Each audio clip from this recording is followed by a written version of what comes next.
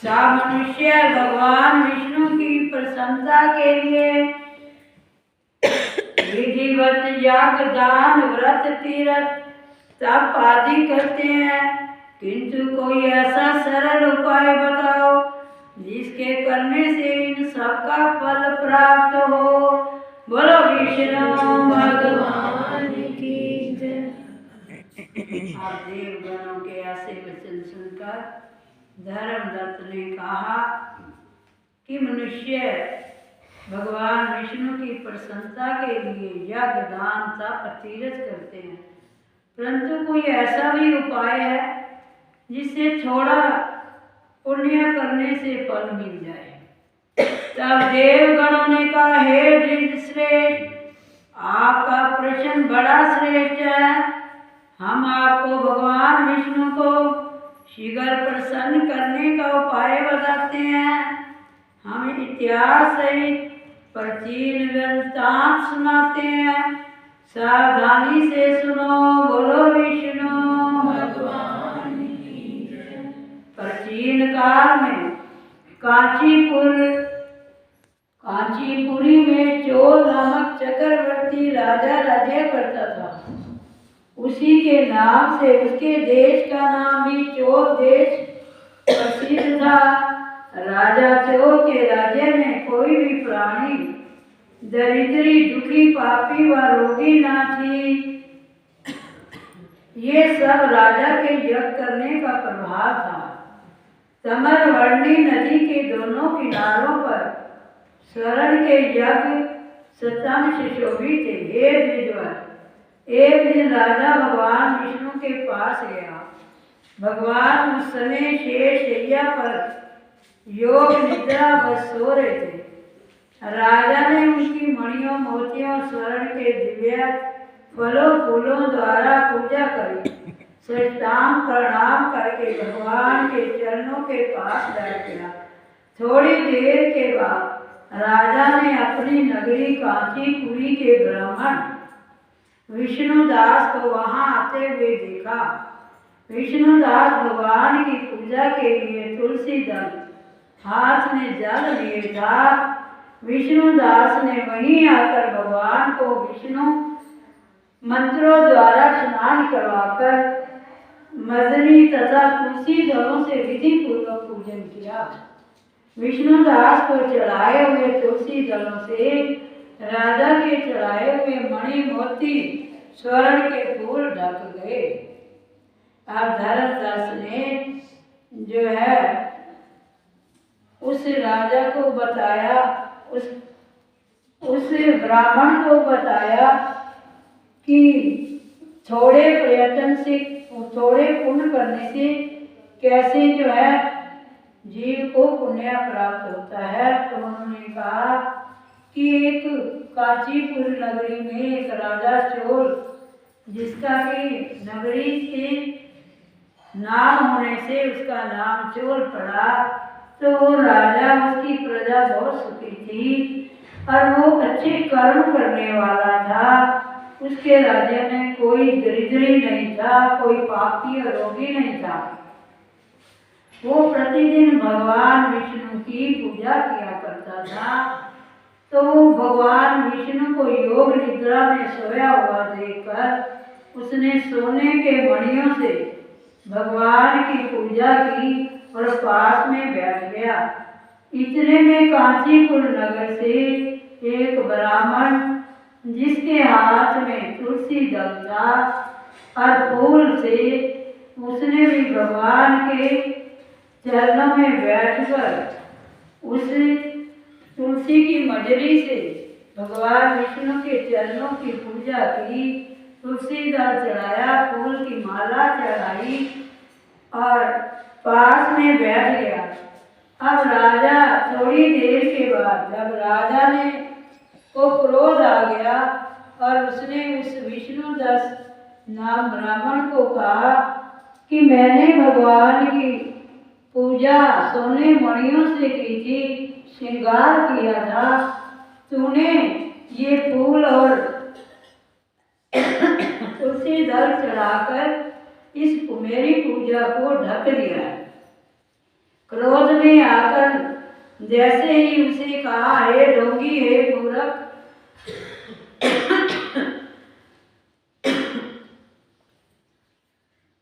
तू भला भक्ति करना क्या जाने, तूने मेरे उचित श्रृंगार को बिगाड़ दिया। राजा की बात सुनकर विष्णुदास को क्रोध आ गया। राजा के अहंकार को तुच्छ समझकर कहने लगा, हे राजन, तुम भक्ति करना नहीं जानते, तुमको तो अपने धन का घमंड है।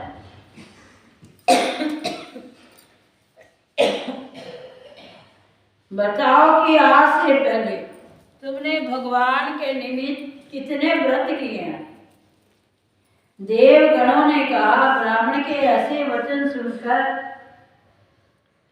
राजा ने अहंकार में हंसकर कहा, हे विप्र, भगवान की भक्ति के अभिमान से यदि तू ऐसी बात कह रहा है तो मैं पूछता हूँ, तेरे भीख मंगे ब्राह्मण में भगवान की भक्ति कितनी है? क्योंकि तुमने आज तक भगवान की प्रशंसा के लिए क्या मंदिर बनवाया है, क्या धर्मशालाएं बनवाई हैं, क्या तुमने कहीं प्याऊ लगवाया है, कहीं वृक्ष लगवाए हैं? तूने भगवान की प्रसन्नता के लिए कुछ नहीं कहा, ना कोई मंदिर बनवाया। भला इस प्रकार की भक्ति का जैसी तुम कर रहे हो, क्या गर्व कर सकते हो? यहाँ जितने भी ब्राह्मण बैठे हैं, मेरी बात को ध्यान पूर्वक सुने।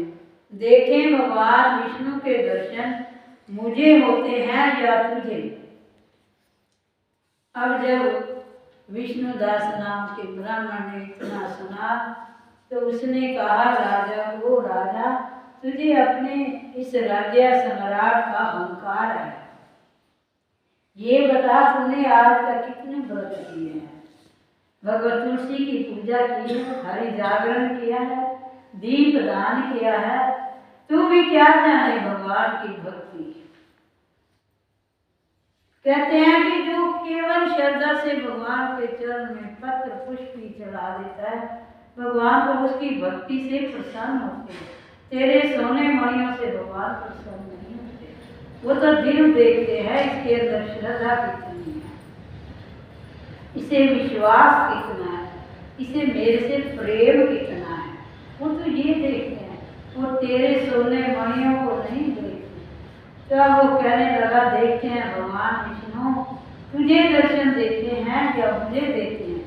तो इतना बुलाकर जो है देवगणों ने धर्मदास को कहा। राजा अपने महल को चला गया। वो जाकर उसने अपने पुरोहित मृदगल को आचार्य बनाकर विष्णु यज्ञ आरंभ किया। उसने उस यज्ञ में अनेक ऋषि महर्षियों को बुलाया, उनको बहुत सा अनाज धन आदि दक्षिणा दी। उधर विष्णुदास भी अपने मंदिर में रहकर भगवान की प्रसन्नता के लिए व्रत करने लगा। उसने माघ और कार्तिक मास के व्रत किए, तुलसी के वन की पूजा की, एकादशी को भगवान विष्णु के द्वार से अक्षर मंत्र का जाप किया। श्री ओम नमो भगवते ओम नमो भगवते श्री ओम नमो भगवते श्री ओम नमो भगवते